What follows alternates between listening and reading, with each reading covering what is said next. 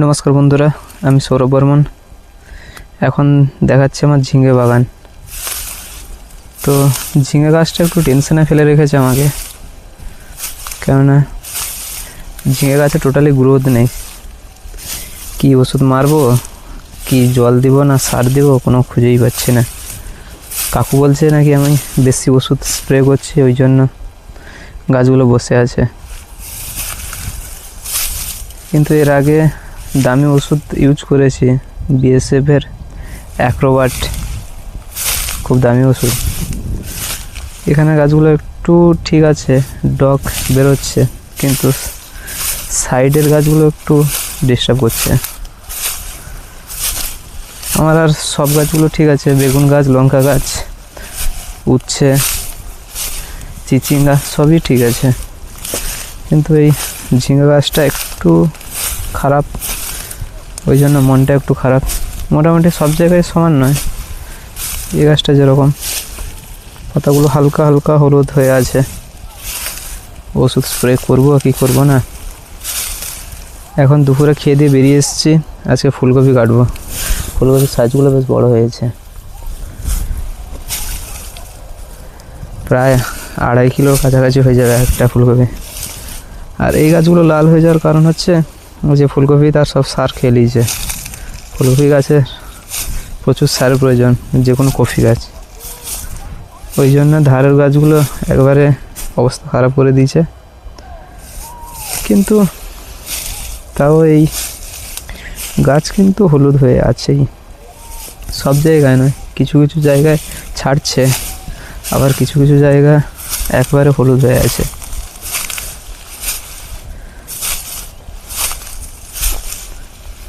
Video বানাবো ভাবি, সময় পাচ্ছি না, বাড়িতে একটু কাজ চলছে, সেদিকেও লক্ষ্য নজর দিতে হচ্ছে।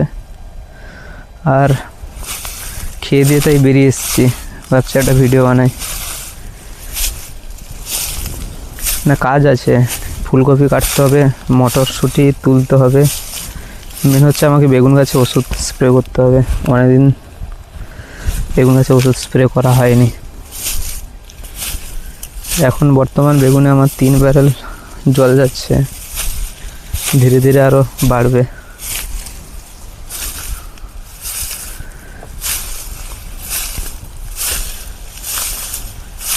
ঝিঙে গাছটা একটু মন খারাপ করে রেখেছে, যে পরিস্থিতি ঝিঙে গাছে। আজকে আবার ফেব্রুয়ারির 7 তারিখ হয়ে গেছে, আজকে সকাল থেকে উত্তরে হাওয়ার স্পিড বেড়ে গেছে, প্রচুর উত্তরে হাওয়া বইছে। তার সাথে কালকের থেকে তুলনায় আজকে একটু শীতের পরিমাণ একটু বেশি। আর যত শীত থাকবে গাছের অবস্থা খারাপ করবে, বিশেষ করে ঝিঙে গাছ।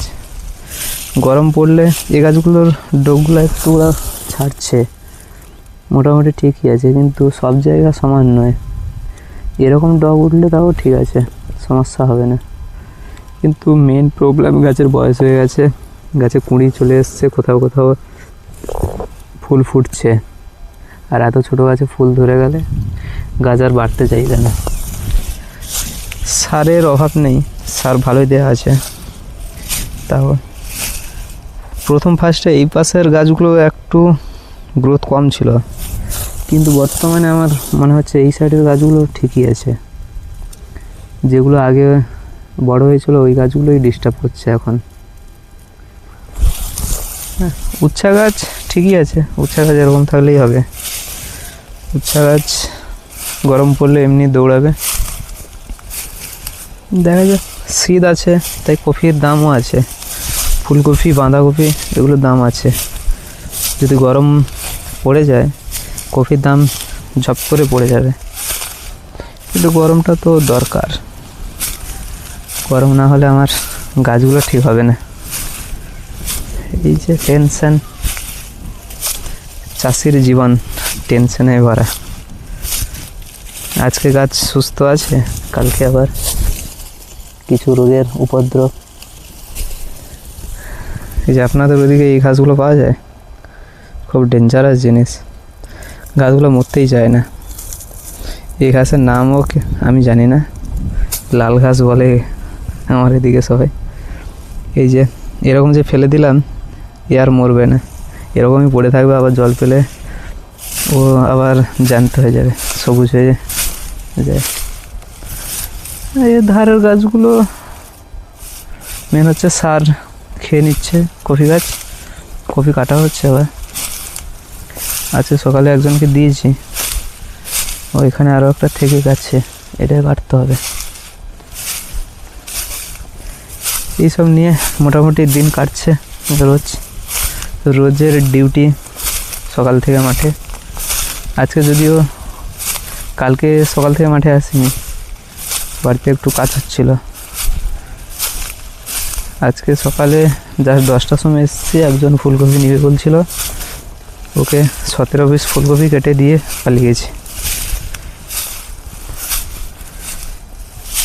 ওকে,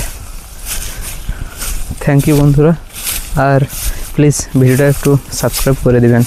চ্যানেলটায় যারা নতুন এসেছেন, সাবস্ক্রাইব করলে মনোবল বাড়ে, মনে জোশ থাকে ভিডিও বানানোর জন্য। বেশি সাবস্ক্রাইবার নেই, তাও একটা করে বাড়লে মনে একটু জোশ আসে নতুন ভিডিও বানানোর জন্য। ফুলকপিগুলো এবার কাটা শুরু করতে হবে। মটরশুঁটিও হয়ে গেছে, বেশ পাকো হয়ে গেছে, টাইট হয়ে গেছে। এই যে এখানে এগুলো সব তোলার মতো হয়ে গেছে, এগুলো তুলবো। মাকে বলেছি আসবে, আমি ওষুধ মারবো, মা মটরশুঁটি তুলবে। ওকে, ধন্যবাদ। যদি ভালো ভিডিওটা ভালো লাগে অবশ্যই লাইক এবং শেয়ার করবেন। তো আজকে এই পর্যন্ত, দেখা হচ্ছে পরের একটি ভিডিওতে। নমস্কার।